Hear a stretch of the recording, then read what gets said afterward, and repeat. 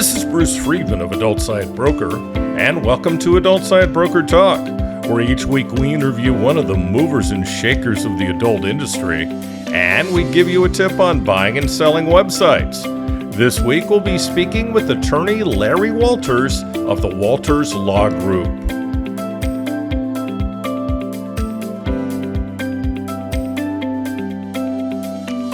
There's some upcoming events we'll be attending. December 3rd and 4th, I'll be at Affiliate World Conference in Bangkok. December 7th through the 9th, I'll be sponsoring AW Summit Elite in Koh Chang, Thailand. And to start the year right, I'll be in Hollywood for XBiz LA. I hope to see many of you at these events. If you'd like to sit down and discuss business at any of these shows, contact us at adultsitebroker.com. We're proud to announce our latest project, thewaronporn.com. You'll find articles on age verification laws and other attacks on our industry. It's to raise awareness of our industry's plight in the war on porn. You'll find all that and more at thewaronporn.com. Now time for our properties of the week at Adult Site Broker. We have a network of BDSM subreddits that has over 1.49 million users, over 3.8 million posts, and almost 45,000 comments. The three subreddits feature rough anal, rough sex, and BDSM. We have a premium AI companion platform focused on emotional realism and deep memory. Users interact with lifelike companions that remember every detail, responding with real emotion. They've just added advanced video capabilities. There's a porn picture site with both a Web 2 and a Web 3 domain. The keyword of the domains is one of the most globally recognized and searched terms, porn. A single word domain ensures strong brand positioning, SEO advantage, and credibility. We have a buyer who's looking for dating and lifestyle sites in Europe. They'd also consider other geos. They currently operate some very successful sites. We have a network of interracial reality hardcore sites. The main site has reality hardcore porn with amateur girls as well as some porn stars. There's a unique platform that bridges the gap between mainstream social link services like Linktree and adult content creators on platforms like OnlyFans. They combine a bio link with the ability to sell virtual gifts. We're offering a growing free porn gaming site with adult sex games. The site is owned by one of the top entrepreneurs in our industry.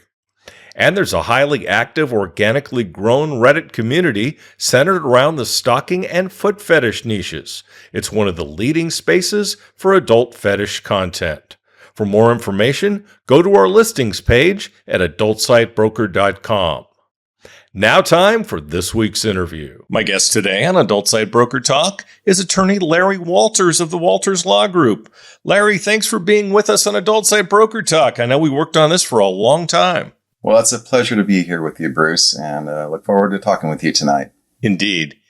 Now, Lawrence G. Walters heads up the Walters Law Group, concentrating on internet law, intellectual property, or IP, gaming, and First Amendment issues. He's developed a passion for protecting civil liberties, in particular online speech and expression. Larry has devoted over 35 years to defending constitutional rights and protecting free speech. Larry is an accomplished civil rights advocate, a widely published author, and a well-known public speaker. He's often consulted as a national expert on legal issues about freedom of speech and the internet. He regularly contributes to television news programs on networks and has written numerous articles in major media. Larry acts as general counsel to the Woodhull Freedom Foundation and serves on the advisory council to the Association of Sites Advocating Child Protection, or ASACP. His efforts in helping fight child online exploitation earned him the annual Service Recognition Award from the ASACP. And Larry, I just want to say at this point, and as we say to our service members, thank you for your service because you just do so much pro bono for our industry. It's just really appreciated. Well, I appreciate that. I found that we can often do well by doing good. And so some of our most important victories have actually come about by doing pro bono representation of folks in the industry. And that's because the government often picks on people who can't afford to defend themselves. And, they hope to crush them with their unlimited resources. But I want them to know that when they see my name, on the first court filing, that they're going to be in for a fair fight, at least. Without a doubt. Now, Larry has won numerous other prominent awards. His First Amendment law practice dates to the late 80s, when he defended numerous small video stores in Florida against obscenity charges. He represents hundreds of website operators across the globe, including some very prominent ones, who I won't name here, in connection with complex internet law and intellectual property issues. By the way, you probably sent me the nicest cease and desist I've ever been sent, so I want to thank you for that too. No problem, Bruce. Walters regularly deals with legal concerns relating to online advertising free speech, Section 230 immunity, DMCA safe harbor, Section 2257 compliance, and other cutting-edge practice areas. Many of the legal victories have been the result of representing his clients, as we said, on a pro bono basis. Larry is a frequent lecturer on legal issues and has presented seminars across the country on internet law and the First Amendment.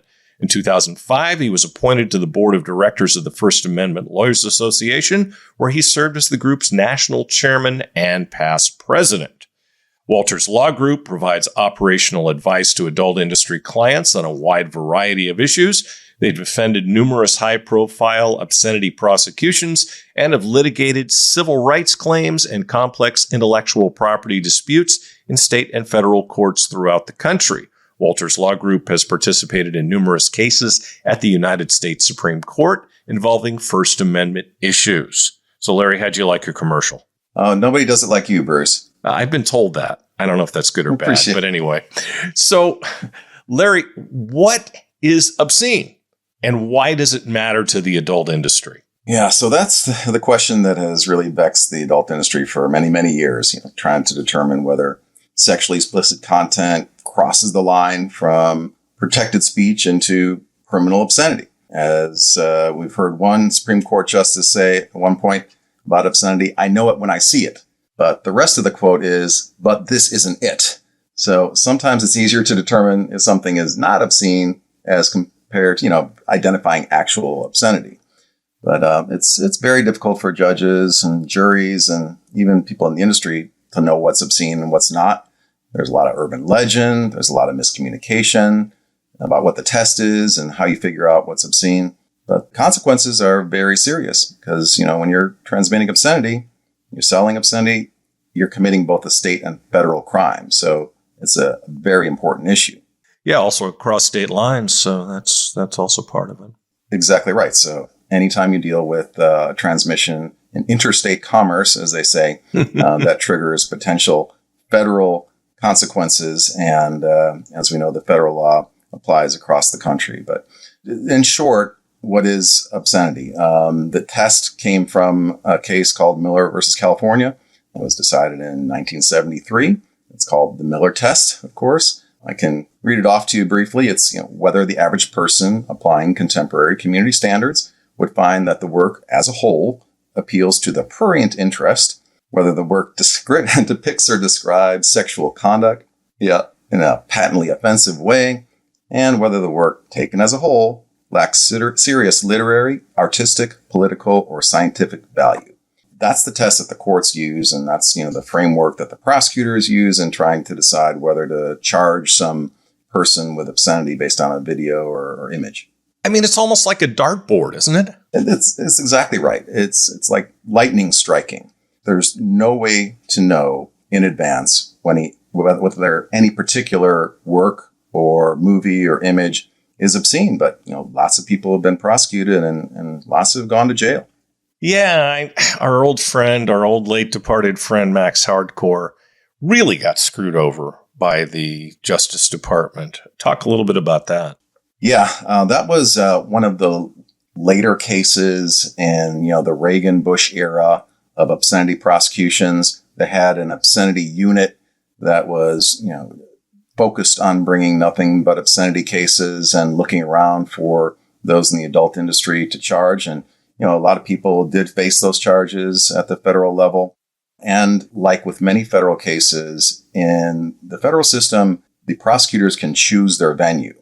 And that's what they did to Max Hardcore, Paul Little. They charged him in the Middle District of Florida, which is a very large district in the center of Florida, which includes some very conservative areas like Polk County, Florida, that some of you have heard about. A lot of obscenity cases come out of there. But the Department of Justice had some CDs mail ordered into the Middle District of Florida so that they could drag Max Hardcore from LA, where he was actually operating and living, to the Middle District of Florida to face an obscenity charge. Unfortunately, he did get convicted in that case and did some prison time. But fortunately, that was really one of the last cases where the government had any success in their efforts. By that time, the internet had evolved and people were being regularly exposed to adult material. And it was getting harder and harder to convince juries to put people in cages based on, making a movie that everybody in it was over the age of 18. Everybody that saw it was a consenting adult. People were starting to wonder, what are we doing here? And after that case, the government suffered some very embarrassing losses. And they were unhappy with that result because prosecutors in the federal system, they like their 99% conviction rate. They want people to know when you're going up against the DOJ, you're probably going to lose. And after these losses, in pretty public and spectacular fashion, it got hard to find FBI agents that would even investigate these cases, let alone prosecutors who'd be willing to bring them because they didn't want to put their own reputation at risk, right? My, have things changed. Now it's just hard to find an FBI agent. How does a schmuck like Russell Vogt play into this? Well, look, there are a number of people in President Trump's orbit that are, focused on the Project 2025. Let's get rid of all pornography, make it criminal, find ways to make life difficult for the adult entertainment industry. You saw the hidden camera interview with him, right? Yeah. And that's been the bane of a lot of folks' existence, those, Project Veritas type interviews. But, it does show kind of the mindset going into the administration, at least for some folks that have sway, that, are able to persuade that this should be presumed to be a criminal industry and that pornography fuels sex trafficking, is in itself an illegal recordation of prostitution, all these antiquated theories that apparently they may be trying to bring back. But yes, it's a concern. So far, frankly, we haven't seen the DOJ even talk about reigniting the obscenity task force or bringing obscenity cases. There are plenty of other ways to go after the adult entertainment industry, with sex trafficking and age verification, 2257, FOSTA, SESTA, you name it. So they have their kind of pick of the litter as to what they can do without obscenity cases. But it is something that can be on the horizon at any time. These laws still exist. They carry very significant penalties. They can be used as predicate acts for racketeering, meaning, 30 years in prison, forfeiture of all your assets, 6-figure fine. So, they are a tool in the toolbox that the government can use against the adult entertainment industry. Sure. How have obscenity laws historically been used against our industry? We talked a little bit about Max, but why don't you expand on that? Historically, the obscenity laws have been used to clamp down on adult entertainment since the 1960s and 70s with prosecutions against Hustler and Penthouse and Playboy, The Devil and Miss Jones, Deep Throat, back in the days when they were showing 8mm films, 16mm films in adult theaters. I remember. Yeah. I remember the prosecutions too. Yeah. And there were some really interesting ones that came out back in those days, particularly involving Deep Throat, because they were pushing that movie in, major movie houses. And there would people be lined up around the street, trying to get in. And that was very embarrassing to the anti-porn crowd. So they would prosecute the movie theater owners, the managers, and, we would see decisions from the same court with different juries, with one finding the movie to be obscene and one finding the movie to be not obscene. That shows you, how varied and inconsistent and arbitrary these decisions can be. Yeah, it's in the eyes of the beholder. Absolutely. And there's no way to know in advance whether, a particular movie is or is not obscene. You have to look at the tests, look at the community standards, within the particular community where the charges might be brought and try to divine somehow, how a jury of 6 or 12 people are going to feel when shown the movie in a sterile courthouse. Yeah, exactly. How did you get your start in defending obscenity cases? Why don't you tell us about the case? Yeah, funny story.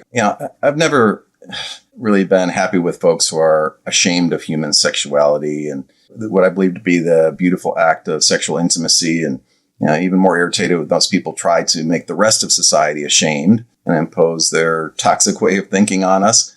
So I was, I guess, always from the anti-censorship mindset, but I didn't go to law school to become a First Amendment lawyer. I didn't have that on my mind at all. I took a job at a mid-sized firm in Daytona Beach, Florida. I was doing stuff like construction law and banking and insurance. It was really boring stuff, actually. I was going to say really exciting. I wouldn't be a lawyer now if I still was doing that. I can guarantee you. But it was paying the rent, and I was getting my feet wet and trying to figure out what I wanted to do. And after about a year there was a state attorney that got elected in the circuit. It was a born-again Baptist state attorney that ran on a very conservative platform, and he wanted to clean up the city of Daytona Beach, right? Because it had that kind of spring break, honky-tonk town type image. And so he was going to make sure that, we get all the smut peddlers out of town and make room for more churches. Right? So, one of the things that he did was to start prosecuting these mainstream videotape rental stores for obscenity violations. And these were the stores that, you may remember had a back room of adult material. The rest of it was normal, PG, R-rated stuff in the front. It wasn't Blockbuster, which, didn't have a back room, but all the mom and pop video stores had it. And it largely kept them afloat, was where most of the revenue came from. But so they decided to go after those video stores hard with obscenity prosecutions. And they parade the owners out in handcuffs for the local media, do the perp walk. And I was watching that on TV news one night, and I said, well, that's kind of weird. But I guess, if they say this stuff's obscene, then I guess there'll be a trial and we'll see what happens.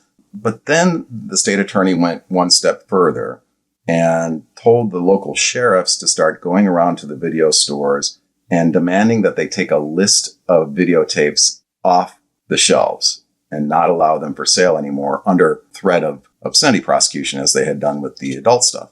And, these weren't porn movies. These were movies like Pink Flamingos, I remember, was one of them. And, other classic films. And I said, this is ridiculous. What, you're having the sheriff decide what we can rent at the video store? Yeah, what's next? Casablanca? I mean, really? Exactly right. And I was like, you got to be kidding me. So I decided to just go down to the trials that were happening on these obscenity cases. I asked my bosses, hey, can I go check this out? It's kind of interesting to me. And they were just, saying, okay, don't embarrass the firm, don't get on the news or anything. And so I went down there, I started watching this trial, and they were being defended by what was their corporate counsel in a criminal obscenity case. And he'd never done a criminal case in his life, let alone an obscenity case. Of course, I had neither. But he was struggling. I could tell that, he didn't know what he was doing. He was in difficulty with the content. And so on a break one time, I walked up and I said, hey, you need some help up here? And he immediately said, you're hired. Second chair right here. And so I sat down, filed my appearance, and we started litigating these cases. And in the end, we got all the cases either dismissed or we got acquittals.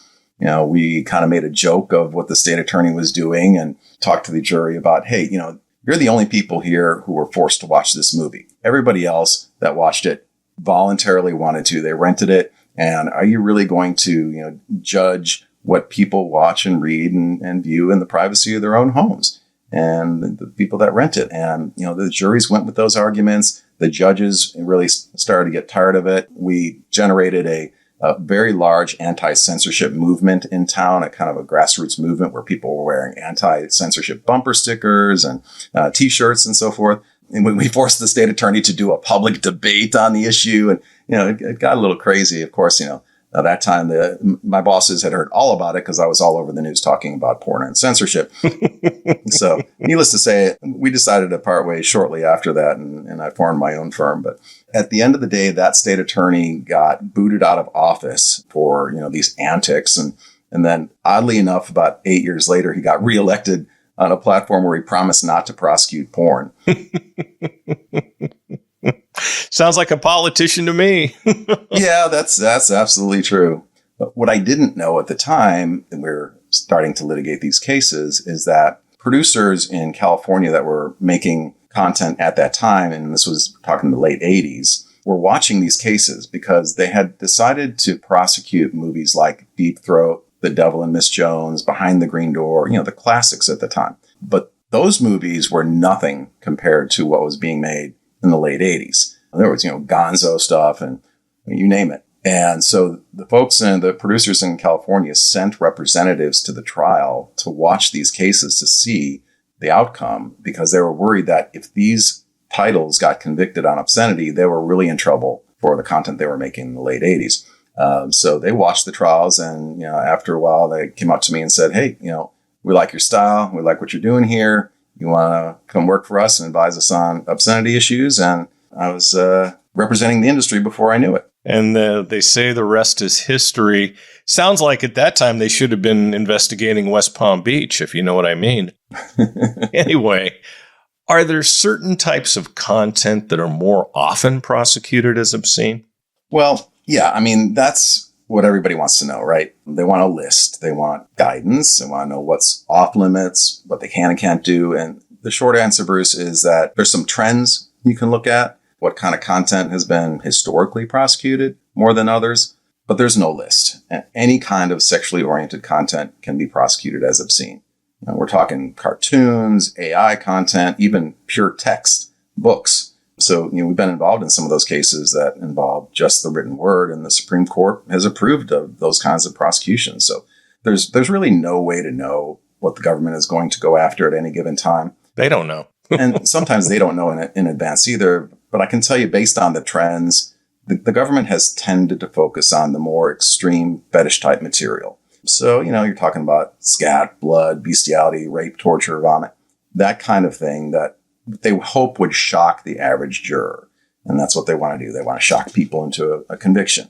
But that's, just generally, there are edge cases all over the place. And there's prosecutions, even recent prosecutions, and I'm saying within the last 10 years, of material that involve cartoons, comic book type stuff, anime stuff, even pure textual material. We've been involved in some of those cases. And so, you never know what they're going to decide to prosecute. There was one attempt by an attorney, the name of Paul Cambria, an adult industry attorney. He's still around. And he created a list of content that is prosecuted more often than other types of content. The goal was to try to educate the distributors as to what not to show on box covers, on videotapes and CDs. It wasn't a list of what's obscene and what's not, but he was trying to educate folks as to what not to put on display, because that would lead to potential investigations and prosecutions. But that list became known as the Cambria list, and a lot of the big companies, started using that. Problem is that it also included a lot of themes or content types that are, regularly shown these days. It included, for example, interracial scenes or urination, or, things that have become kind of passé taboos that is all over the place these days. So if you were following that list, you would be following an outdated set of content restrictions. But, it can give you a sense of the type of content that has historically been prosecuted. But really, anything's fair game if it's sexually explicit. Yeah. Kind of reminds me of George Carlin's words you can't say on TV. I can say them all real fast if you want. Yeah, one of the great comedy bits of all time, for sure. It really is. Yeah, classic. What's the Interstate Obscenity Definition Act, and why should adult website owners care? Yeah. That's a bit of a scary one. I'm definitely not a chicken little, skies falling kind of lawyer. I really try to push against that kind of rhetoric. Actually, I'm very optimistic about the adult entertainment industry and its ability to succeed and overcome obstacles and legal issues. But the fact that this bill even exists is concerning. Often we see that there's some bill that's just sitting around there with no co-sponsors, no movement, and then all of a sudden something happens. There's some societal event that occurs where suddenly there's interest in this kind of thing. Or let's say there's a political story that they want to distract from, so they create some dust up. Gee, I can't imagine that. You know what I'm talking about, right? So, they'll jump on some piece of legislation because, hey, it's already been cooked up. We can just pull this out of the hat. And the fact that this bill is hanging out there like that and could be voted on at any time, all they have to do is call it up for a vote, is what is concerning. I can tell you a little bit about the bill. It's a law that tries to create a new definition for obscenity. And remember, we talked about the Miller test, and I told you that that's been the test since 1973 that the Supreme Court has used, and it's very well established. The Supreme Court has been asked several times to change the test over and over. And each time they said, nope, this is the test. We're sticking with it. But now we've got Senator Lee, who has decided to push this new test under this new act, this bill that would eliminate any consideration of community standards from evaluation of the Miller test. And instead, anything that is depicting or describing an actual or simulated sex act with the intent to arouse, titillate, or gratify sexual desires can be prosecuted as obscene. You can pick that apart, and that's just about every piece of adult content that I've seen in the last 35 years, right? Not to mention probably half of the mainstream movies. Exactly. 100%. And we always go back to, how does Hollywood get away with it? And it was the same thing with 2257. How did they get a break from 2257? Because that's what Congress does. They write exceptions into the law, or they just don't prosecute Hollywood because they've got good lobbyists, good lawyers, etc. But as we know, the adult industry is low-hanging fruit, right? So, they have to be concerned about this. And this bill really broadens the concept of what can be declared obscene. This idea of community standards, it's something as a defense lawyer, we're very focused on. And, we've won numerous cases on this idea that the content at issue doesn't offend or violate community standards. And, this is important because when you get a jury panel, you're going to be talking to them at first about their feelings on adult entertainment. You want to find out if there's any anti-adult entertainment jurors or staunch conservatives, and you're probably going to get rid of them with some challenges. But hopefully you can find a set of 6 or 12 people that understand that there is adult content out there. People enjoy it. They watch it. It's not the downfall of society. And those people are going to be asked to evaluate somehow, what the standards are in their community as far as what's acceptable, what is tolerable adult content. And that allows us to introduce a lot of evidence on that issue. We can call expert witnesses, we can take surveys and poll people to show what kind of content they think is tolerable or acceptable, what they've seen. We can ask people about, what websites are available in the community and that are not being prosecuted.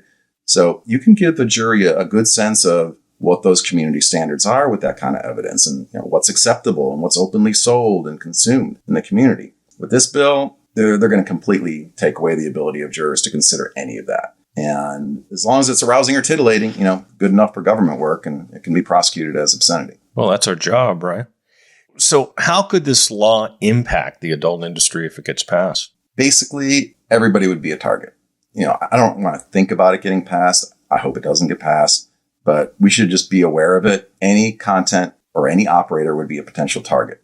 And a lot of times it's not necessarily the content itself that results in an obscenity prosecution. It can be something else that's going on with an operator. Like, they're under investigation. We've had one guy that was under investigation for automatic weapons, or another time where some competitor called in a complaint against them. We had one case where a girl actually went to the FBI because she was getting death threats, and the local cops in Polk County, Florida, turned around and started investigating her for obscenity. So it can be really anything that gets you on the radar of the government. And then they see, you're operating an adult website, or you're selling content, and suddenly you can be a target, because with this law, if it does become a law with this bill, anything could potentially be prosecuted as obscene, and there's no ability to argue that the content is within the community standards. Yeah.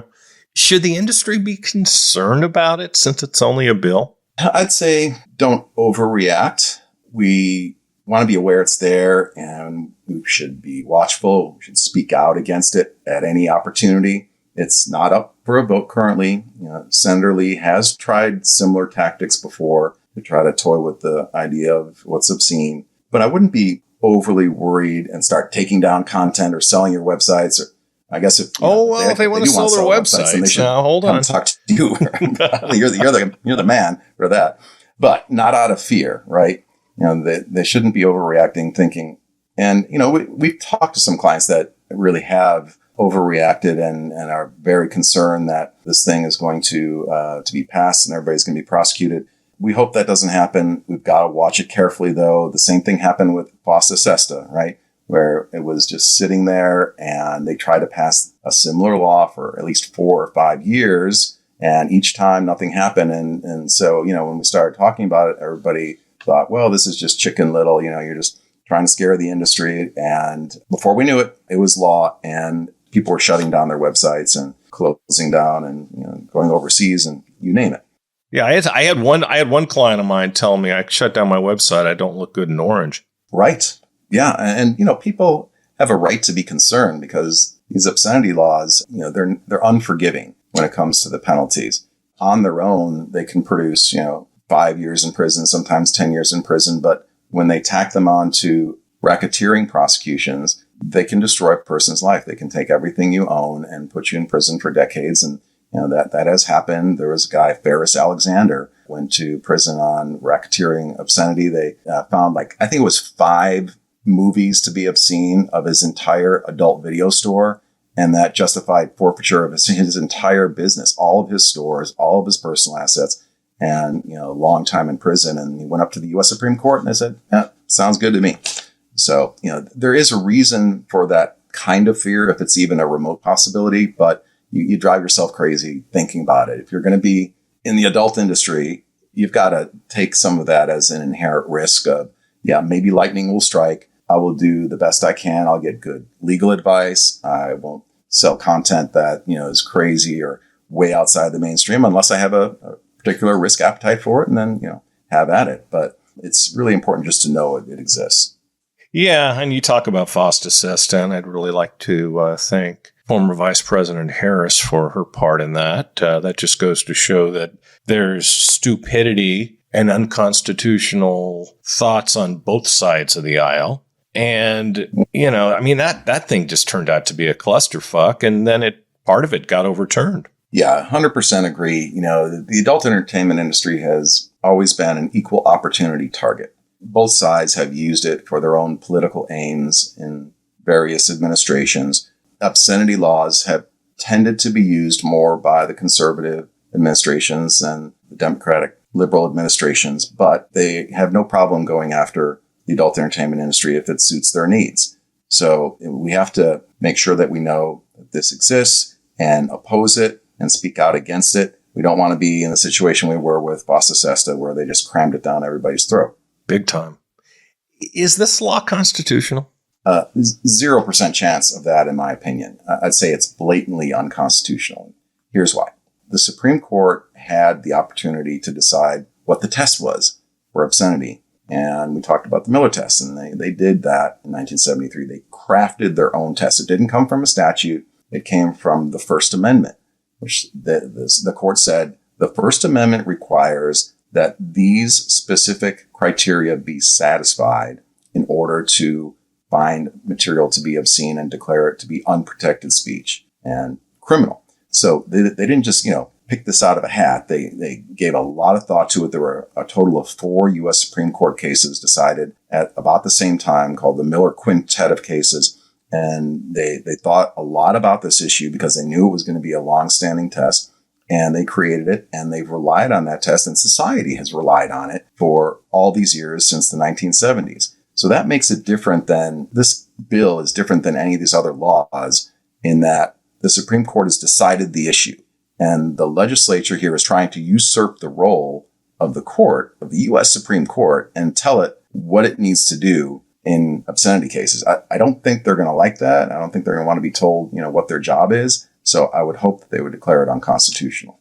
Yeah. Isn't the concept of obscenity unconstitutional based on the First Amendment anyway? Well, that's when you get into a lengthy historical debate as to, the scope of the First Amendment. Look, the First Amendment says Congress shall make no law abridging freedom of speech. Well, no law to me would mean no law, not no law excluding obscenity, right? And so a purist, as I am, would say there can be no obscenity laws because the First Amendment says no law. But the courts have looked back to our founding, as they often do, even with Second Amendment cases. They look at what was considered criminal back then that relates to speech, and they have created or recognized, not necessarily created, but I'd say recognize these historical limitations on the First Amendment. And obscenity is one of them, defamation, national security threats, fighting words, underage content, CSAM. So, you have these so-called historical exceptions where First Amendment never applied is what they will say. But, we could debate that forever. Right now, we're kind of stuck with it. What we don't want is for a bill to relax the standards by which obscenity is judged and allow any adult content to be free reign for targets. Exactly. So given the constitutional concerns, won't the courts put a stop to the law if passed? And let me add another caveat to that. I think it's pretty well known we've got the most conservative Supreme Court ever. Doesn't that give you a little bit of pause? It does. I would have thought in the Texas Paxton age verification case that the Supreme Court would have struck that down based on their own decisions and their own jurisprudence for 20 years. It not only would have been nice, it would have been consistent with their own First Amendment decisions. Instead, they created what is, in essence, a porn exception for the First Amendment analysis on these age verification laws. And that was right after an abortion exception. Yeah. And so what we don't want, obviously, is for the Supreme Court to get a hold of a challenge to this bill or this law if it gets passed and decide, oh, yeah, we're going to create another porn exception for the judicial interpretation analysis and allow Congress to legislate what our test should be, but only in porn cases. I mean, it sounds ridiculous, right? Just coming out of my mouth, but I wouldn't put anything past, a court that could come up with the Paxton decision,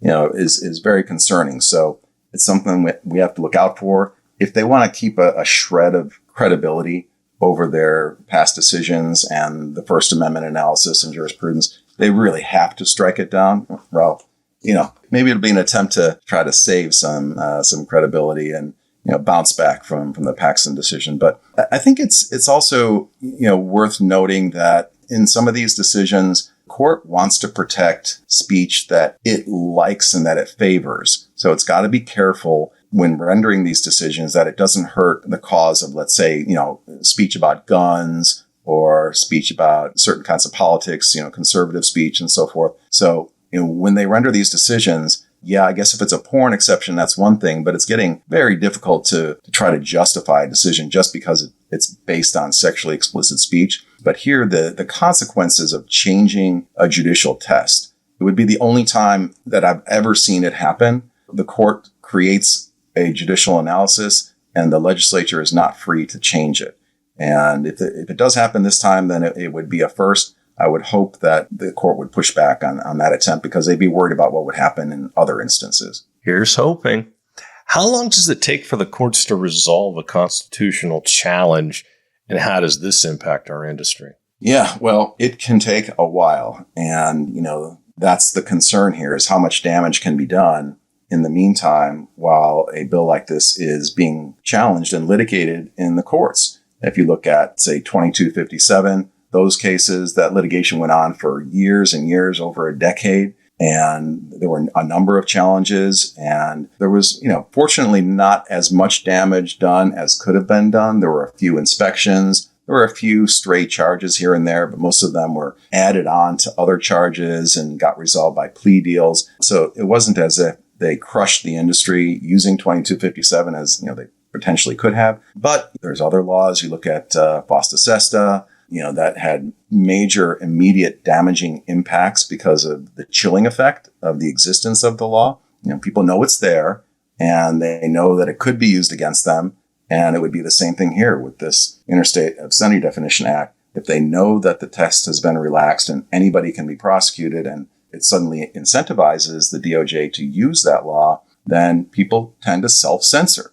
All right. They say, do I want to go to jail or prison for 5-10 years while this is all being hashed out in the courts? Or do I just want to, shut down? And that's the problem with the chilling effect. Same thing with, age verification laws is having a major impact in the adult industry. Some industries, some portions of the website community are being decimated by these age verification laws. The free sites, right? So laws like this can do a lot of damage as they're being challenged on the way up. And it may be that the Supreme Court doesn't even take up the challenge at first. They might just let it, percolate in the lower courts for a while and see what the circuit courts of appeal do. And so, it could be a long, long time before we get an actual decision from the U.S. Supreme Court. Yeah, absolutely.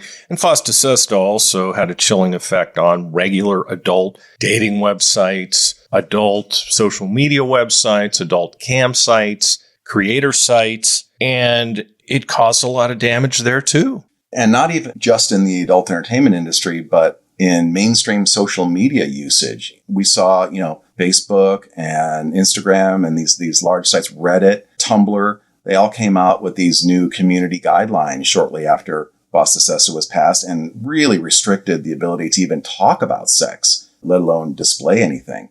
And so, it did a tremendous amount of damage even to mainstream social media usage. Yes, it did. And they're trying to do even more damage now, but that's a whole other story. If someone is targeted for an obscenity prosecution, can they stay out of jail while the constitutional challenge plays out? Maybe give me a past example of that. Yeah. So, procedurally, after someone's arrested, there is an initial bond hearing. And that's your first chance to essentially stay out of jail. Sometimes what the courts do is they stack up these charges, so it gets really expensive to get a bond in the first place. We had one guy in Polk County, Florida, Chris Wilson.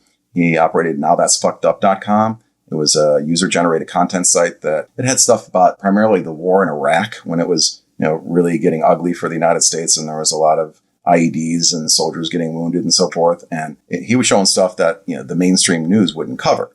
And so that's how he came to the attention of the DOD and then ultimately Polk County, Florida Sheriff's Office. But they charged him with 301 counts of obscenity, and they were all misdemeanor charges. But each count was a $5,000 bond. And, that adds up.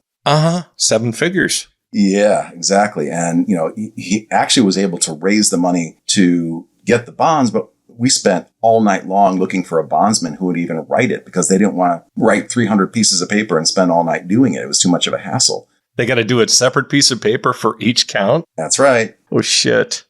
Get out the so copier. They can play games like that with what's called charge stacking, where they try to make it difficult for you to get out on bond. And they didn't even have ChatGPT to do it then.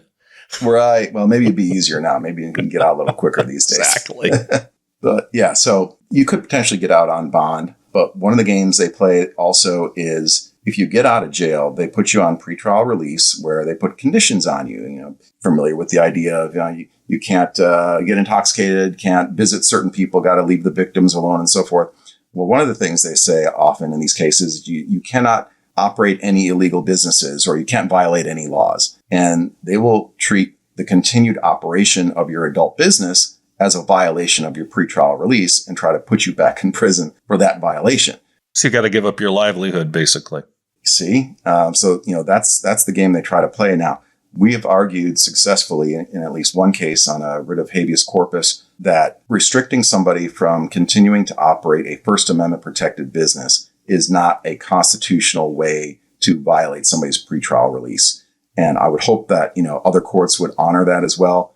But you never know. It depends on the judge and depends on the appeal court if you have to, go up on an appeal real quick. But, those are your two opportunities to stay out of jail while you're challenging a law like this. Your last one would be, if you get convicted and you're trying to stay out of jail or prison pending an appeal. That's a more difficult one because, a jury has already found or a judge has found that you have violated the law. You're a convicted felon, probably. And you have to convince that same judge that just convicted you that you have good grounds for appeal and that judge was probably wrong on the rulings he rendered. You can imagine that doesn't happen too often, but it does happen. I mean, some judges are reasonable and they say, hey, look, I've been reversed before. These are close questions. We'll let you out on bond pending an appeal. Maybe it'll get overturned. And, we've seen judges make those decisions, but usually you have to lose at the trial court and then go to an appellate court and try to get out on bond pending appeal. But most appeals are unsuccessful. So, bottom line, a lot of pitfalls, a lot of difficulties trying to get to the idea of staying out of jail the whole time where you're challenging a constitutionality of a law like this. Right. Hey, just the other day I heard that the Orange Blob thought that habeas corpus was a person. Did you hear that? I didn't hear that one, Bruce. Oh, you got to look it up. He said, habeas corpus, who's that? Must have been Latin. Yeah, exactly. I'm sure he didn't study that along with a lot of other things. Aside from obscenity, what other issues should the adult industry be concerned with?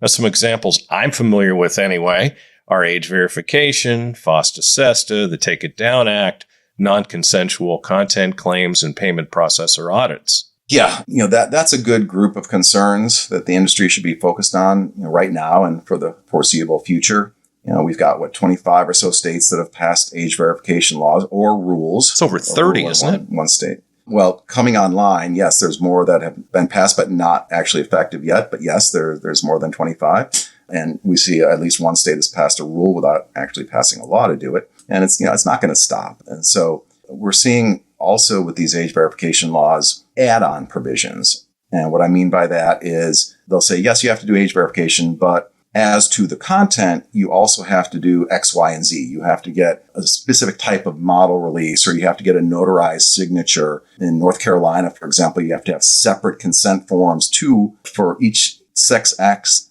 depicted and also a separate one for the publication of the content. And they want matching signatures and IDs and all this stuff that nobody has and that would be very difficult to obtain. Yeah, from years ago, sure. Yeah, and they want you to be able to tell everybody in advance on your website and on the model releases that you have the right to withdraw your consent at any time. So, you imagine the performer that's been paid and let's say they want to get out of the industry a year later or whatever, they can just go and say, I want out of this. You have to take all this content down. It doesn't matter if I sign a model release. That's the kind of thing that we're seeing in North Carolina. We're seeing in Alabama. They want you to have, I mentioned a notarized form, which is very difficult to do online, by the way. You try to sign a form and have a notary notarize it on the internet. There are remote notaries, but it's a process where they have to actually witness you signing. So you have to have a camera set up and they have to watch you sign. It can't be an electronic signature. It has to be a hand signature. So they're making it more and more difficult to operate generally by imposing these rules. And, some of them are criminal offenses. The Alabama notary thing is a criminal offense. And so that's what I would encourage the industry to also watch out for, is not just the age verification laws, but the other stuff that they're sneaking into these statutes that make it more and more difficult. And there are proposals of anti-porn laws in some states. Well, yeah, I would hope that those would still be declared unconstitutional given the First Amendment, but you never know, right? I mean, I could see certainly in conservative jurisdictions, everybody just saying, oh, that sounds perfectly wise and reasonable to me as a legislator, because we saw the same thing with the age verification laws. So we have to be on guard for these overreactions and obviously unconstitutional laws, and hope that they're challenged very quickly and get enjoined by the courts before they can do too much damage. Yeah, God knows I don't trust the courts, especially after the Texas thing. What about foreign laws like the ones from Ofcom, ARCOM, Sweden, GDPR, etc.? Yeah, so those are all things that we have to look at. If you're operating an adult entertainment website or platform, you're going to be doing business internationally, most likely, right? And this catches a lot of people off guard. They think, I'm operating a U.S.-based company. Most of my users are in the United States, so I should follow U.S. law. And that used to be a more realistic position to take until the GDPR kicked in from the EU. That was the dam buster, right? The EU decided, no, we're actually going to claim jurisdiction over the entire world, and anybody that processes data from a EU resident is going to have to comply with our laws. That sounds like something the U.S. would do, by the way. Well, exactly, except it came from the other side of the pond. And they've been doing it. They've been fining companies and suing companies in the United States and trying to take a percentage of their turnover. I know. I have clients that have been sued. So And so that's what's happening throughout the world.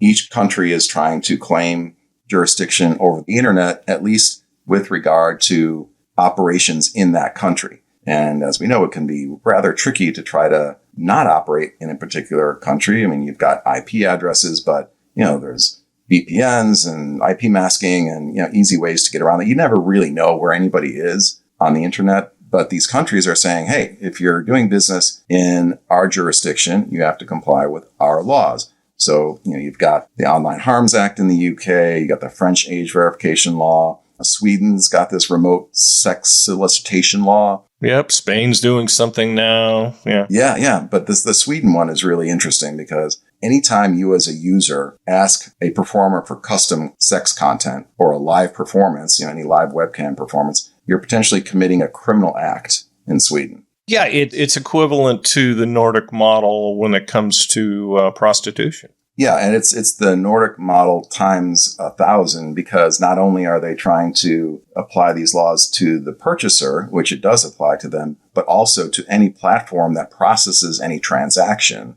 resulting from those requests. So you got to be cognizant of these laws. It's good to look at whether they apply to your particular business model. As we talked about, with Sweden, it might not apply to recorded content. Maybe it's only to custom or live content. So you've got to look at what you're actually doing, what the law requires, what it applies to.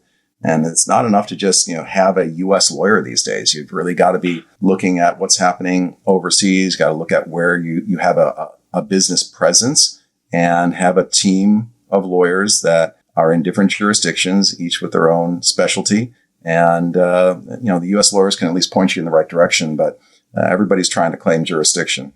I was going to ask you, and I'm going to assume you've got a pretty good network of international attorneys.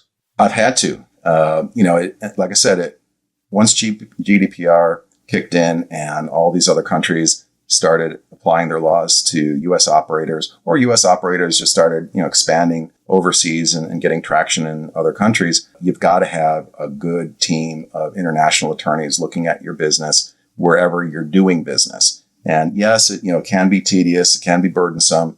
If done right, it can be done economically, but what you don't want is to be caught off guard, right? You don't want to be the guy that gets the letter from Ofcom or Arcom or, some Swedish criminal prosecutor and not know what they're talking about. You can build in some defenses or maybe even block the country if you are uncomfortable with the risks. Yeah, and that's kind of an interesting point you make about the IP blocks. Pornhub's kind of famous for it, for blocking IPs in U.S. states and also some countries overseas. But again, you mentioned VPNs. It's not effective, which makes age verification not effective. Yeah, I think the legislatures are starting to understand that a little bit. And we're seeing some draft legislation that addresses VPNs and certain obligations with regard to their usage. And, the bottom line is that the operators are on the hook for ensuring compliance with these laws, irrespective of whether somebody uses a VPN, right? So if somebody's in, let's say, an age-restricted state and they use a VPN and you as a website operator still let them in as a minor, you're going to be responsible. None of these laws have a good faith, I used a VPN or I used IP addresses to identify the traffic defense. You're simply required to comply. And if you get it wrong because somebody used a VPN, well, that's your problem. So we are seeing both legislation that addresses this issue, and I think we're going to see legal decisions as these cases start to be filed that put the burden on the operator, irrespective of VPNs. Frankly, I think that if a kid uses a VPN to access porn, it goes back to what the burden should have been on all along, and that's the parents. 100% agree. Always believe that the parent is in the preferable position to monitor internet usage. And frankly, if the parent wants to allow the minor to access an adult website, that's a decision that a parent should be allowed to make. And if they want to restrict all social media use, that should also be a decision the parent should be allowed to make. It's called parental controls, which are on every device. Right. And RTA and all kinds of filters and blockers that could be effectively used. And parents have the ability to do it, to try to decide for the parent what is appropriate for every minor of every age is the nanny state in action and undoubtedly unconstitutional. Well, of course, this all is, but unfortunately, the Supreme Court didn't agree. Where do you see the industry going in the next few years, and will all of these laws change it forever? Everything is always changing. Despite the headwinds that the industry faces, I see a bright future for sexual expression. The government's never going to stamp out the interest in human sexuality. I think there's going to be new tech like AI that will largely solve a lot of the issues with age verification and content moderation, non-consensual content, takedowns, etc. I think it'll also open up new channels of monetization through AI content. And so a lot of these issues will be solved by tech. And, the political pendulum always swings back and forth from liberal to conservative. Seen it many times in my career. And we've had some wild swings lately in the United States, that's for sure. But nothing ever stays the same. So whatever's happening now is not going to be the end all. It's not going to be the same in 4 years or 8 years from now. Some damage might be done in the short term, but I think the industry needs to be ready to fight. This is an industry full of really independent-minded, freedom-loving individuals, and I think that they'll ultimately win over the forces of censorship. Yeah, absolutely. I agree 1,000%. Larry, I'd like to thank you for being our guest today on Adult Side Broker Talk, and I hope we'll get a chance to do this again soon. Looking forward to it. Thanks for having me, Bruce. Me too, Larry. Thank you. My broker tip today is part 1 on how to buy a site. The first question to ask yourself is, what kind of site would you like to buy? Would you like a tube site, a cam site, a dating site, a membership site, a social media site, or something else? If you want to buy a membership site, what type of site do you want and in what niche? There are literally hundreds of niches and many sub-niches. For instance, let's say you want to buy a gay site. Under gay, there's bears or mature, bareback, Asian, Latino, amateur, bi, black, Euro, and fetish, along with many fetishes under that classification. Plus, there's hardcore, jocks, porn stars, solo, trans, twinks, and uniforms. Straight has even more sub-niches. I can't tell you how many people contact me and just say, I want to buy a site or I want to buy a pay site. I need more information than that. How you make this decision should be based on these factors. What interests you? What you enjoy should definitely play a part in what you buy. If you like men and want to make money on a straight site, that's probably a really bad idea. Same thing if you're straight and want to buy a gay site. So what you like plays a part. What's your budget? This is something you need to establish at the very beginning. Not only do you need to know what it is you're working with, but some classifications of sites are more expensive than others. For instance, if you want a cam site with any traffic or revenue at all, you're going to need a lot of money. In fact, to buy any established and successful site will be somewhat expensive. If you buy a site that's pretty much just a platform without traffic or sales, you're going to need a huge investment to build it up. In that case, it might actually be as good or better just to start your own site. That way you get exactly what it is you're looking for. We'll talk about this subject more next week. And next week, we'll be speaking with Alex Lecomte of Seven Veils Social Media. And that's it for this week's Adult Side Broker Talk. I'd once again like to thank my guest, Larry Walters of the Walters Law Group. Talk to you again next week on Adult Side Broker Talk. I'm Bruce Friedman.